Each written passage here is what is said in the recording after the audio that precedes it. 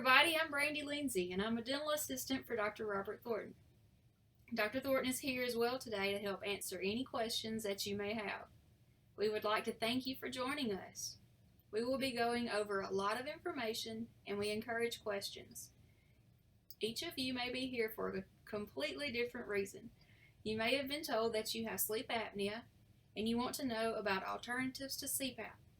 You may have a child with ADHD, or one who struggles with bedwetting. You may be here because your spouse snores so badly that you sleep in different rooms.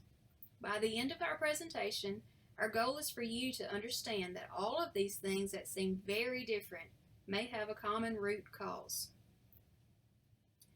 There is a silent crisis in America. ADD, ADHD, bedwetting, difficulty in school, mouth breathing, snoring, restless sleep, delayed or stunted growth, nightmares, low IQ, chronic allergies, crowded or crooked teeth, dark circles under eyes, swollen tonsils or adenoids, daytime drowsiness, depression, anxiety, fibromyalgia, obesity, hypertension, aggressive behavior, bruxism, cardiovascular disease, Alzheimer's, opioid addiction, diabetes, dementia, cancer, premature death. Research has shown that 9 out of 10 in America suffer from one or more of these conditions. I'm going to show you some pictures of children. Does this child look healthy? No? What do you see that makes them not look healthy? If you say they do look healthy, in the past I probably would have thought they looked healthy too. But now here is what I see. This first child has a double chin and looks like he is overweight. The second child has dark circles under her eyes, dry lips, a dimpled chin, lack of symmetry in her face. The third child has a double chin, a dimpled chin, with dry lips and dark circles.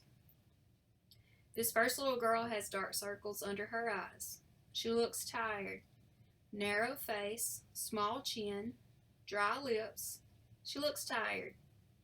Second little girl, she has dark circles under her eyes. She can't close her mouth over her teeth. A very tiny chin, lack of symmetry. She looks tired and sad. This third little girl, she also has dark circles with red blotchy skin, lack of symmetry. She looks tired and sad with red chapped lips. This is what a lot of our children look like these days. In fact, this has almost become what normal looks like. Why are we seeing so many children who look like this?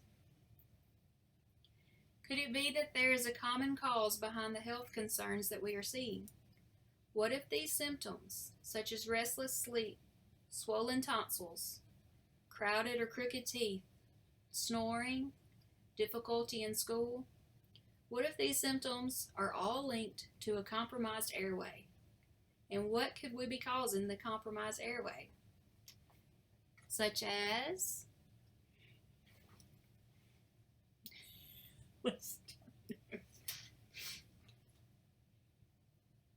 Could it be that there is a common cause behind the health concerns that we are seeing? What if these symptoms such as swollen adenoids, sleep issues, bedwetting, snoring, difficulty in school, what if all of these symptoms are linked to a compromised airway? And what could be causing the compromised airway? It could be narrow dental arches, underdeveloped upper and lower jaws, a soft diet, low tongue position, processed foods. Where does this come from? Why are we seeing so many children who have really crowded and crooked teeth? Why do 80% of our children need orthodontics? Why don't we see more young children with spaces between their teeth, so there will be room for their permanent teeth? Why has this become such an endangered species? Is it that all of a sudden children have really big teeth? Or is there something else going on?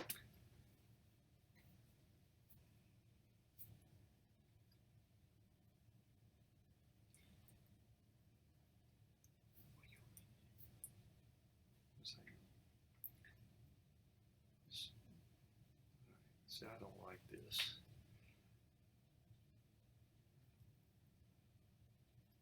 So normal cranial facial growth in the first 2 years is down and forward all the way up to 17 years. First 2 years we see 55% of development. 4-year-olds we see 73% in male and 77% in females. While in 12-year-olds we see 89% in male and 94% in females. Normal cranial growth is wider, forward, and downward. Why are so many children suffering from abnormal growth and development? To get the answer to questions, we're going to look at some anthropology. This is Dr. Robert Corchini. Dr. Corchini has done a lot of research on the development of the human skull. Today we're going to look at his fossil studies and his population studies.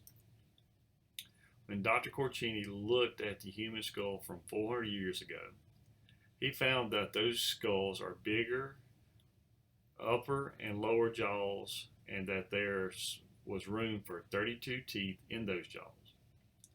There was very little incidence of crowded or crooked teeth, and there was no orthodontist around to make this happen. In present time, few people have their wisdom teeth. We don't even have room for 28 teeth without having them crowded or crooked. Dr. Corchini also studied isolated rural populations, groups of people that were not exposed to things like processed foods and formula. What he found was that these populations breastfed their children for many years, 2 to 3 years, and that they ate a diet that was comprised of, all right, hang on. Should I go back to the other one? No. No. Now you have to. Yeah. All right. I want to start here. To get answers to this question, we're going to look at some anthropology. This is Dr. Robert Corchini. Dr. Corchini has done a lot of research in the development of the human skull. Today we're going to look at his fossil studies and his population studies. Why are so many children suffering from abnormal growth and development? I went the wrong way. Messed up.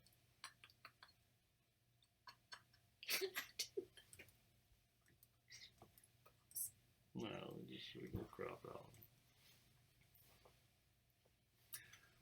When Dr. Corchini looked at the human skull from 400 years ago, he found that those skulls had bigger upper and lower jaws that there was room for 32 teeth in those jaws.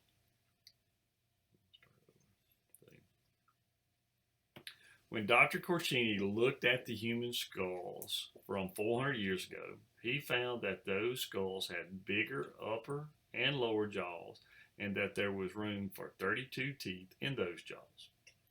There was very little incident of crowded or crooked teeth, and there was no orthodontist around to make that happen. In present time, very few people have their wisdom teeth, and we don't even have room for 28 teeth without them being crooked and crowded. Dr. Corchini also studied isolated rural populations, groups of people who were not exposed to things like processed foods and formula. What he found was that these populations breastfed their children for many years, up to 2 to 3 years, and that they ate a diet that was comprised of hard, tough foods such as dried meat and hard root vegetables. In these populations, they have very little incidence of crooked and crowded teeth, and they are perfectly formed in their upper and lower jaws. Here is his conclusion. Dietary consistency of toughness promotes proper bone growth. When non-resistant processed foods became ubiquitous after the industrialization of malocclusion, rose a rapid. You did so good. Yeah. Here is his conclusions. Dietary consistency and toughness promotes proper bone growth. When non-resistant processed foods became ubiquitous after industrialization, malocclusion showed a rapid rise. Soft diet or processed foods increased underdevelopment of the upper and lower jaw and malocclusion or crooked teeth. Dr. Corchini observed as Western cultures was introduced into these isolated populations, and here's what he observed. The first generation after processed foods, soft diets were introduced. 50% of the population began to experience an increase in malocclusion, crooked or crowded teeth. After another generation, this increased to 70%, and after the third generation, jumped to 85%. It takes 27,000 years for a genetic mutation to express itself in 51% of the human population. So how did this happen just after one generation? This tells us that malocclusion is inherited, is not required. This means that crowded, crooked teeth is not caused by genetics. It is caused by something else. It is caused by cultural change. It takes 27,000 years for a genetic mutation to express itself in 51% of the human population. So how did this happen in just one generation? This tells us that malocclusion is not inherited. It is acquired. This means that crooked, crowded teeth is not caused by genetics. It is caused by something else. It is caused by cultural changes. We no longer breastfeed our babies for 2 to 3 years, and we no longer eat a hard diet. Instead, we nurse our babies for 6 weeks or 6 months, if we can, and then we give them bottles and soft food, like baby food, macaroni and cheese, and chicken nuggets. This is what we feed our children. This is the way it should be. So here's what we know now. Most malocclusion is acquired, not inherited.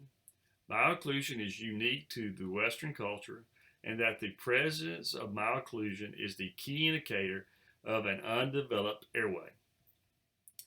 This is Dr. James Sim Wallace. Dr. Wallace found that an early soft diet prevents the development of muscle fibers of the tongue, resulting in a weaker tongue, which cannot drive the primary dentition out into the space relationship with a fully developed arches, which will lead to more crowding of permanent teeth. We know that having a strong tongue, well-developed tongue, is important in making sure that our arches develop correctly. When our tongue is not strong and fully functioning, we will end up with a V-shaped Gothic arch and crowded, crooked teeth. When your tongue is strong and functions correctly, you will have a beautiful U-shaped arch that has room for all your teeth without being crowded or crooked. Here is an image of the maxilla, the upper jaw. Note that the upper jaw does more than just hold the upper teeth. It makes up the sinus cavity and the lower orbits of the eye. Dr. Guma, no, we missed that one, didn't we? Yeah. Right. How you say it? Right. Geliminal. Geliminal. We'll do it like that. Okay. Here is an image of the maxilla, the upper jaw. Note that the upper jaw does more than just hold the upper teeth. It also makes up the sinus cavity and the lower orbits of the eye. Dr. Geliminal states that the dental arch expansion improves sleep disorder breathing in patients with upper and lower constrictions and can be a valid treatment. This demonstrates what an upper jaw look like today compared to what they look like in earlier times. The image shows us that the upper and lower jaws are a major part of our airway development. You can see that if the upper jaw is not fully developed, it will affect the nasal airway. In addition, an underdeveloped upper jaw keeps the lower jaw from fully developing because the upper teeth trap the lower teeth and the jaw cannot expand forward to a correct position. When the lower jaw does not fully develop, it impacts the lower airway. What does your airway look like? What does your child's airway look like? What airway would you rather have? Here are some images of airways. The first, you have a severely constricted airway, a lot of red. The second is a typical mouth breather. The second is a child with Asperger's syndrome. And the fourth is an adult with sleep apnea. Here's a video that really says it all. Just a few hundred years ago, the human face was different. It was forward grown. Her wide profile and large dental arches ensured straight teeth and room for her tongue. Most importantly, she had plenty of space behind her upper jaw so she could breathe through her nose with ease. The modern face has changed. From childhood, her dental arches are less developed, crowding her teeth and giving her less space for her tongue, which impacts her airway. Many believe this stems from a number of causes, such as allergies that affect breathing. Another is the poor nutrition and softness of modern diets, causing toddlers to have underdeveloped chewing muscles and smaller dental arches. Because her upper jaw is too far back, she will struggle to breathe normally through her nose. To get more oxygen, she will compensate by opening her mouth to breathe, bringing her lower jaw down and back, creating a downswing of the face. This is how her undergrown upper jaw creates the appearance of buck teeth. She's actually compensating in order to breathe.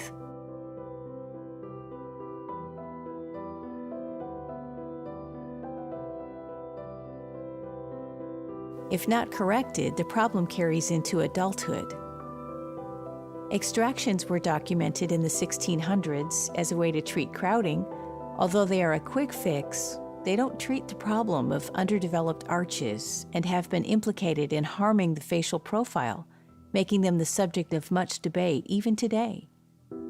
In the 1800s, orthodontists in favor of extraction were looking for more effective ways of pulling teeth back, and this is where the story of headgear starts.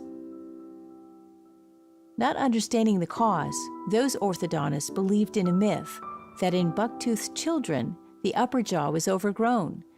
They thought that if they restrained its growth with headgear, the lower jaw would catch up and the teeth would line up. Although studies done throughout much of the 1900s have shown otherwise, this myth became a part of the foundation of conventional orthodontics. First, studies have shown that headgear suppresses the growth of both jaws, causing them to grow down and back into the airway, creating a clockwise rotation of the lower third of the face.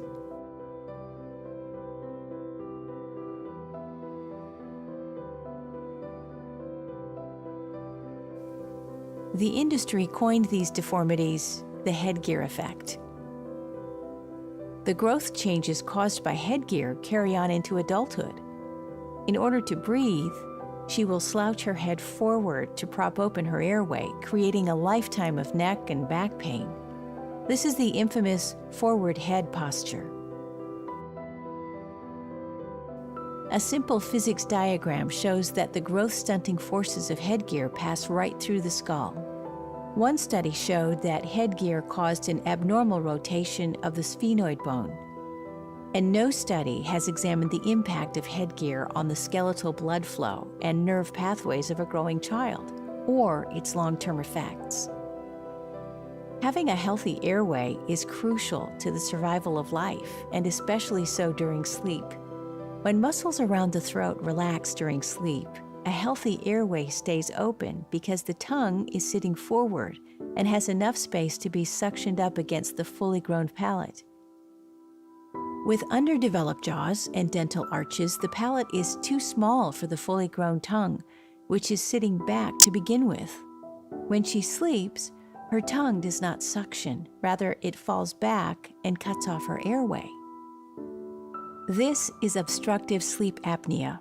Like crooked teeth, it's a modern condition. However, it can reduce life expectancy. Not surprisingly, obstructive sleep apnea is marked by the same traits that describe the headgear effect. Both jaws are grown down and back, creating a clockwise rotation in the lower third of the face. The myth of the overgrown upper jaw that needs to be held back has long since been replaced with science. Science has shown that young children can be buck-toothed naturally, and that the lower jaw catches up over time with a fully developed upper jaw. Essential to this is nutrition, the use of chewing muscles early on in life, and good breathing habits. This means breathing through the nose with the mouth closed and the tongue resting up against the palate. Also, the practice of maxillary expansion has been shown for over a century to correct crooked teeth and improve nasal breathing space.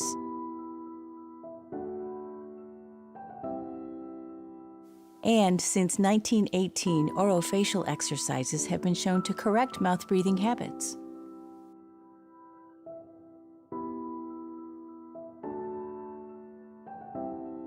A great demonstration of what a child looks like when they are struggling with airway, when they are asleep.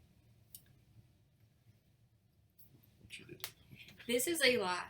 We did not make this video, but it's a great demonstration of what a child looks like when they are struggling to get air when they are sleeping. Now he's holding it.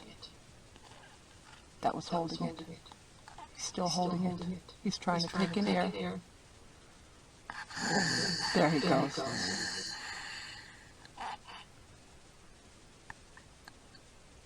Okay, now watch.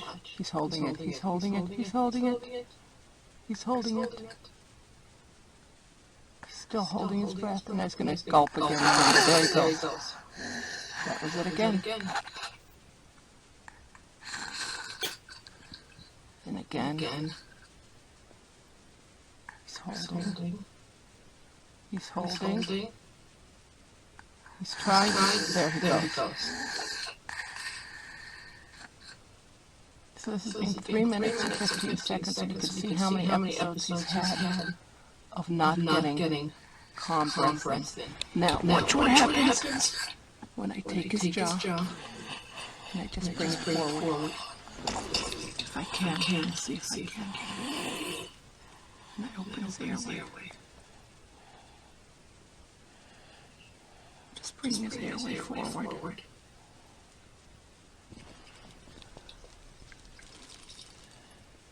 Now listen quiet, if anything. There we go. Now he's breathing through his nose.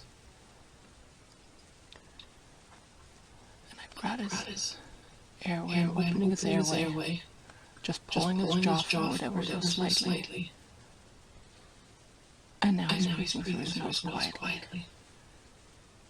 His mouth is a little bit open, but he's breathing through his nose.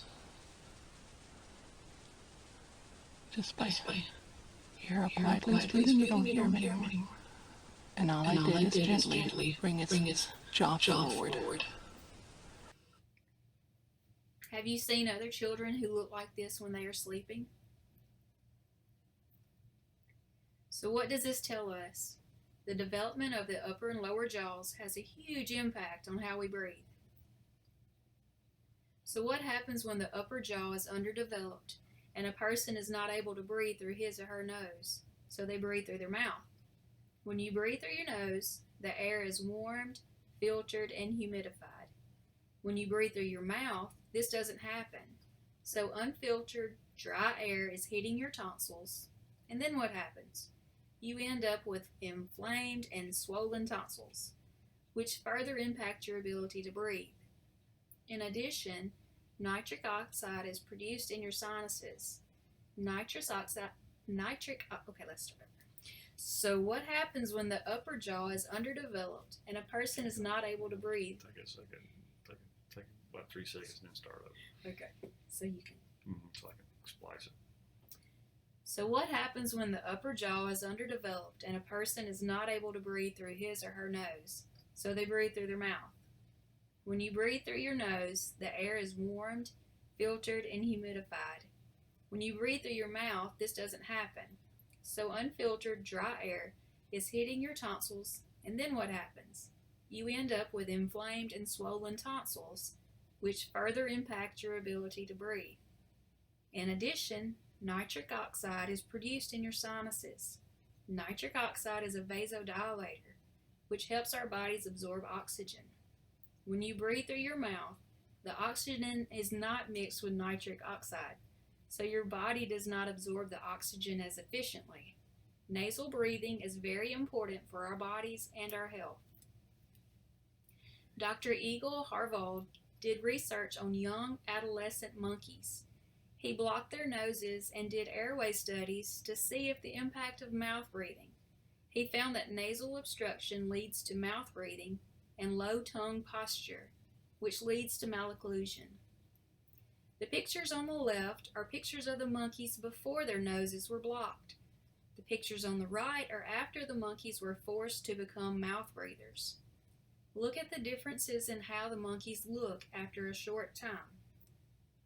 Here is what we know. When you have a compromised nasal airway, you breathe through your mouth. It leads to low tongue posture. It also causes tonsils and adenoids to swell. Dr. Sten Linder Aronson did studies on children. He looked at children who were mouth breathers versus children who were nasal breathers, and he found that nasal obstruction leads to mouth breathing, which leads to low tongue posture and high rates of malocclusion. So it is really important that we get people breathing through their noses. So how does all of this connect to ADD or ADHD? When you have a child who is mouth breathing and has a small airway, it impacts how the child is able to sleep, and they may experience restless sleep and nighttime arousals. When a child does not get a good night's sleep, it impacts their life. This is Dr. Ben Miraglia. This is Dr. Ben Miraglia. Hang on, start. Give you 3 seconds. This is Dr. Ben Miraglia, and he is going to share how airway and sleep may be linked to ADD or ADHD.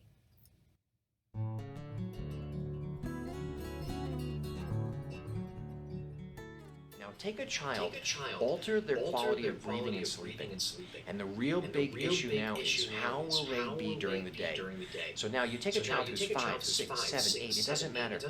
Their issue has begun years ago. So it's not like you had 1 or 2 bad nights of sleep. You've had a poor quality of sleeping and breathing for years. And the parents have been struggling with so many different issues, and not the least of which is the ADD-ADHD discussion. Because the child who doesn't get a proper night's sleep with a good quality of breathing throughout the entire night is going to wake up and be unrested. And when you get a child who's had a poor quality night's sleep, poor breathing all night long, and you make that happen for years, you know what you've got? A 6, 7, or 8-year-old that's going to go to school and have trouble learning, have trouble sitting still, have trouble behaving, have trouble cooperating, basically have trouble fitting in to what is supposed to be a quiet and peaceful learning environment. And it's not long after that where the phone call comes to the parent. And when the phone call comes to the parent from the school, what happens is we have little Jimmy here, and he's a little bit disruptive, and we really want you to have him evaluated for ADD and ADHD. They're going to be diagnosed with ADD and ADHD, and our solutions are pharmaceutical.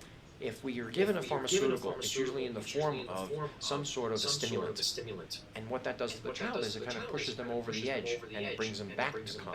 So you basically take an excited or hyperactive child, you stimulate them more, and you bring them back to so-called calm. But it doesn't make a better learning child. You're not going to have a child who's able to learn as well. So now you might have the child sitting still in class because they might be a little more numb or relaxed or calm, but it doesn't necessarily make them a better learner.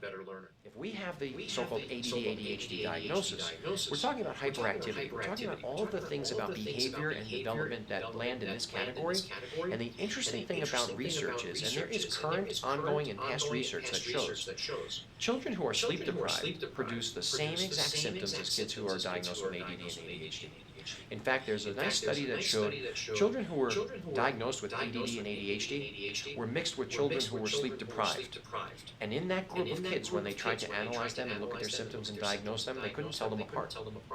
And if you have a group of kids and you can't tell apart who's an ADD child and who's a sleep-deprived child, it's no surprise that maybe the ADD and ADHD has a cause, and maybe that cause has to do with the quality of the breathing and the sleeping overnight.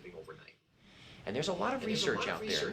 One of the pioneers here is Dr. Stephen Sheldon out of Laurie Children's Hospital in Chicago. And he does a wonderful job of researching, and over the decades, he's come to a conclusion, and I've seen him speak, and it's not soon after he jumps on stage and he makes a statement that ADHD and ADD do not exist. They are an outcome of a sleep disorder breathing. They're an outcome of a poor quality of sleep. It's all about the quality of sleep. Another researcher who's produced beautiful research on the same topic is Dr. Karen Bonnick out of Einstein at Yeshiva University. Dr. Karen Bonnick has the largest study to date. 11,000 children were watched over 7 years, and they were divided into two groups: sleep disorder breathing children and children who do not have sleep disorder breathing issues. The children in the sleep disorder breathing group, over their 7 years, her study showed that they were 50% more likely to be diagnosed with an ADD or ADHD diagnosis and treated with medication. 50% is a coin toss for a child to be diagnosed and treated with a medication.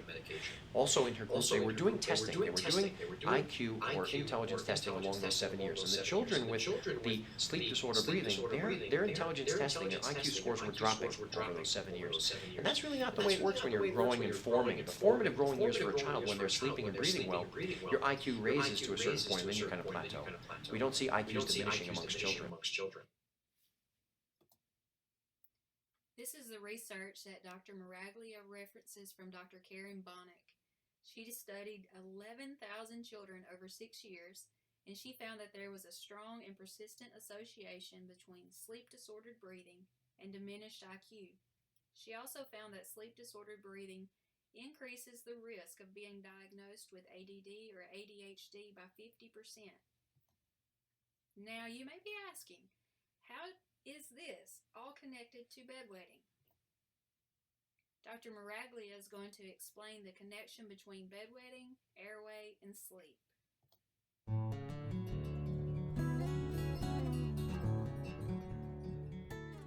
Another thing that might happen is bedwetting. Bedwetting, it's a little more common than people are aware because it's also a best-kept secret. Not many people are running around and advertising that their child is bedwetting at the age of 5, 6, 7, 10, 14 years old. But bedwetting does have a relationship to how we're breathing and our quality of sleep. And some of the causes for bedwetting relate to the way oxygen is exchanged in our body. And the way I'll describe it is this. If we're breathing through our mouth, that air coming into the lung isn't really filtered, warmed, or humidified appropriately, and the body can't exchange it appropriately. So a little less oxygen goes to the brain. Now, the brain is a very sensitive organ. When the brain recognizes little changes in oxygen, it goes to work immediately.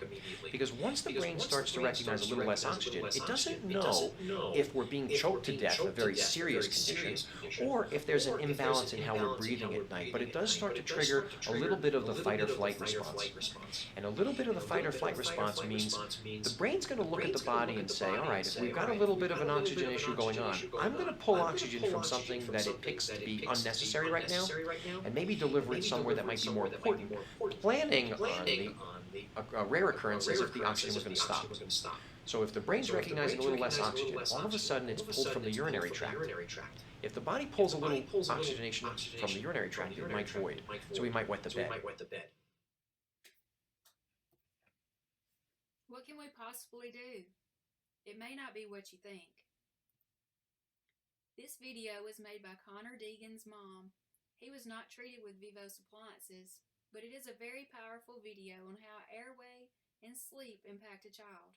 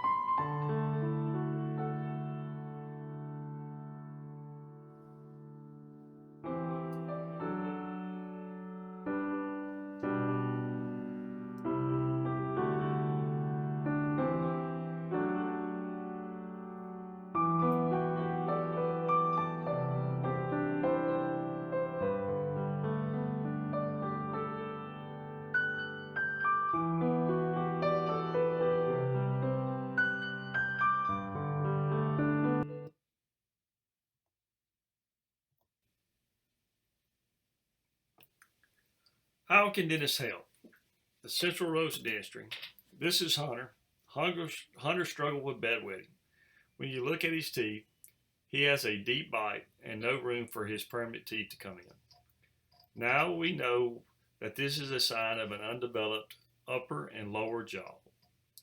This is what he looked like after 10 months of treatment, and he stopped wetting the bed after just 1 week of treatment.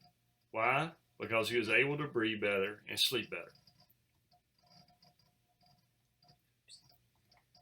This is Paige. Paige also had a deep bite and lots of crowding. This is what Paige looked like after treatment. 4, look at the beautiful development of her lower jaw. Remember Michael? This is Michael at age 9, and then at age 14 after treatment. Look at the difference in Michael's teeth.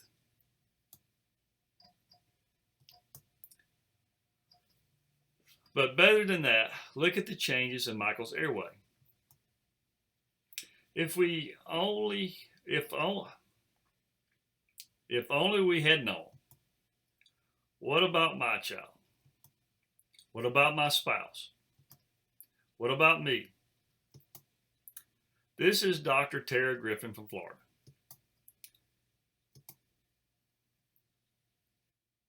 This video shares Dr. Griffin's experience with Vivos.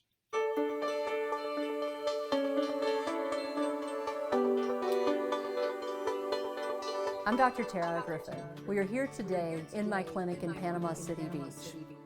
I've been practicing dentistry for over 11 years.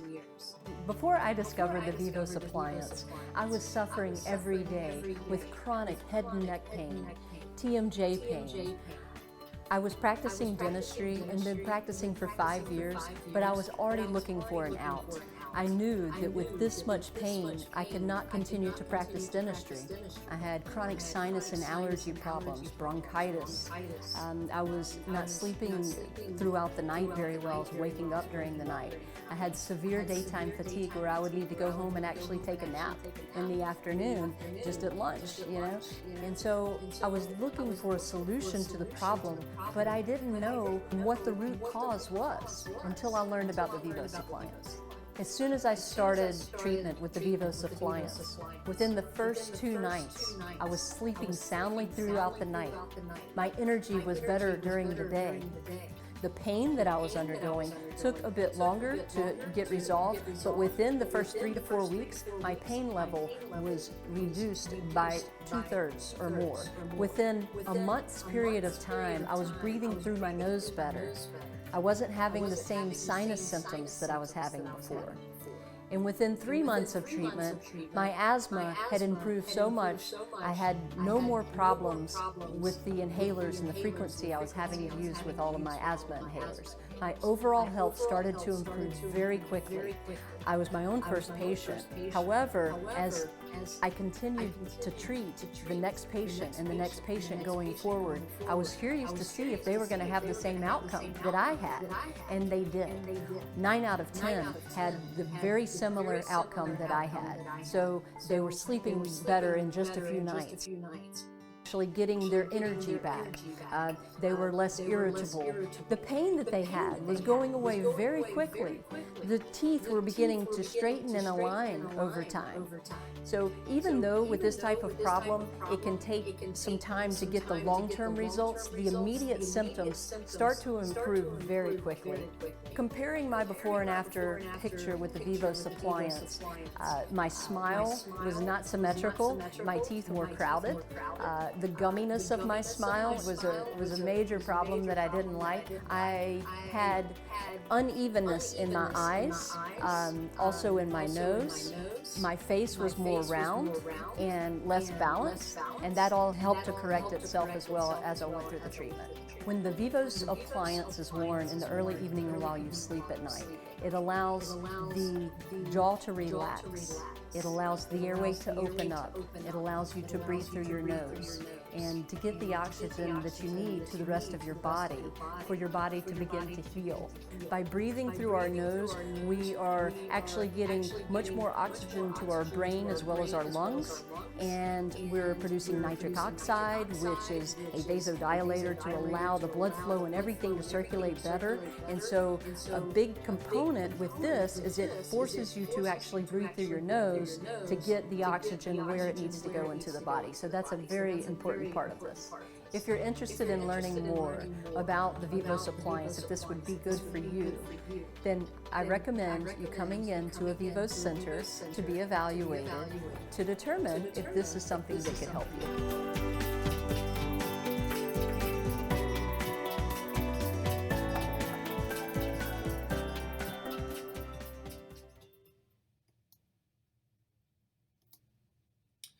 Here are the changes to Dr. Griffin's airway. So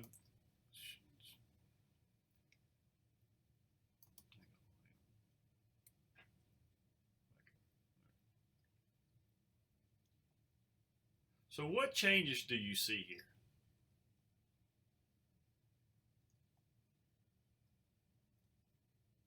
Back up. Let's do that again. So what changes do you see here? 1 month, 5 months, 12 months. Remarkable clinical outcome.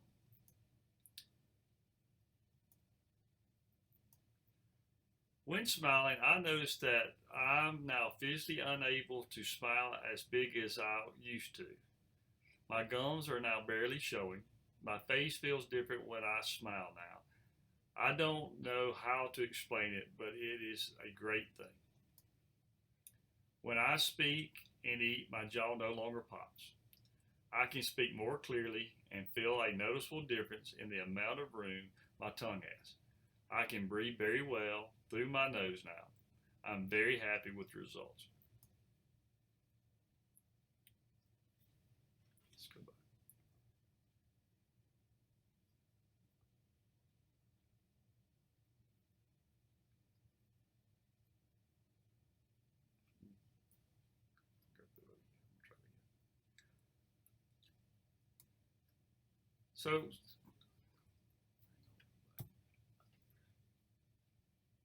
So let's see if you can see the changes. At 1 month, at 5 months, at 12 months. Remarkable clinical outcome. Next patient. Here's her testimony. When smiling, I noticed that I am now physically unable to smile as big as I used to. My gums are now barely showing. My face feels different when I smile now. I don't know how to explain it, but it is a great thing. When I speak and eat, my jaw no longer pops. I can speak more clearly and feel a noticeable difference in the amount of room my tongue has. I can breathe very well through my nose now, and I'm very happy with the results.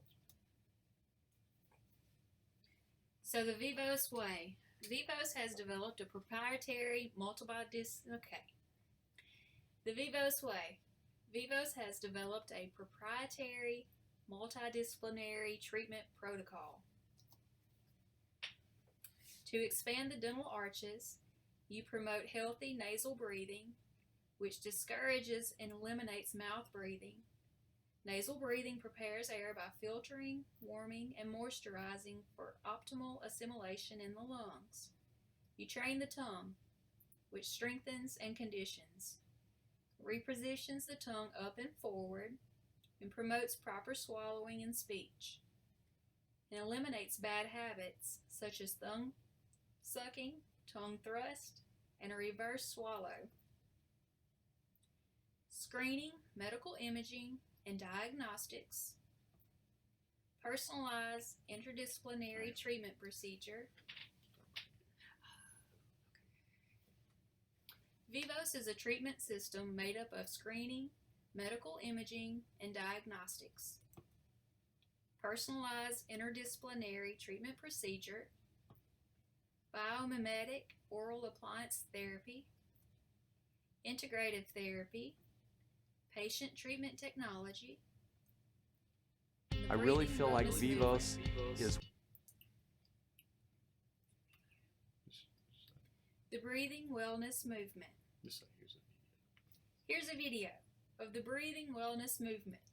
I really feel like Vivos is one of the great answers to the healthcare crisis that's in America, because we're getting to the root cause of what ails a lot of us, and that is not breathing well and not sleeping well.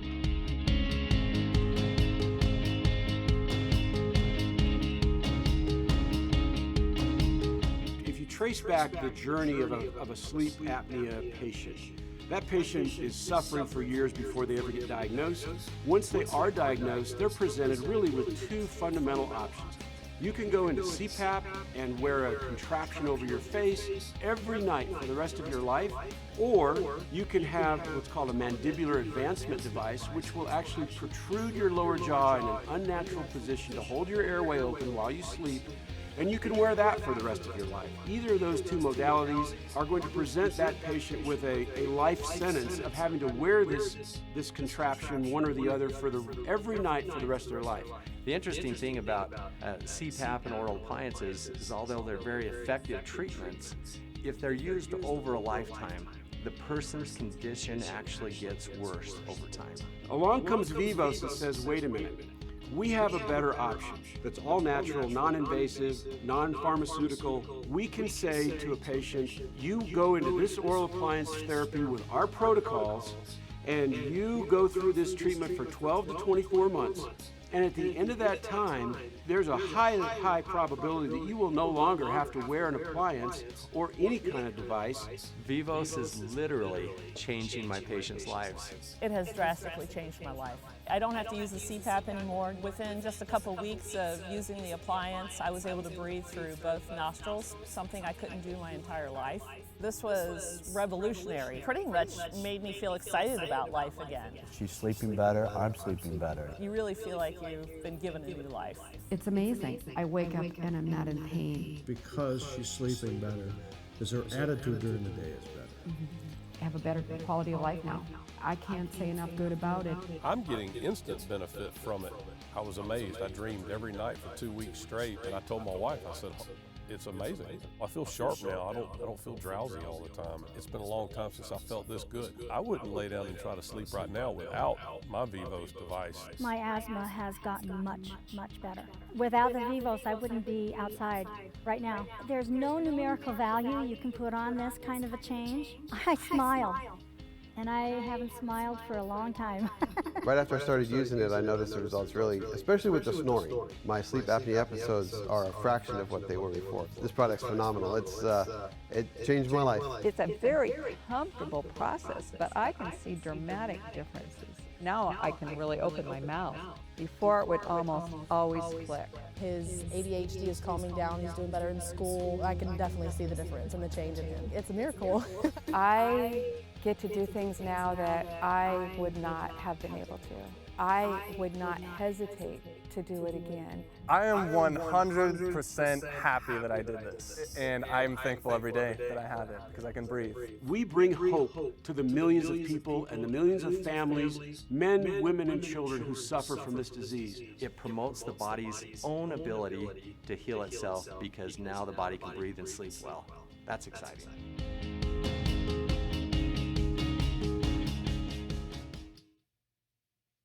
So this is the end of our little presentation. Thank you for your time and your attention. So we want to thank all of you for joining us tonight.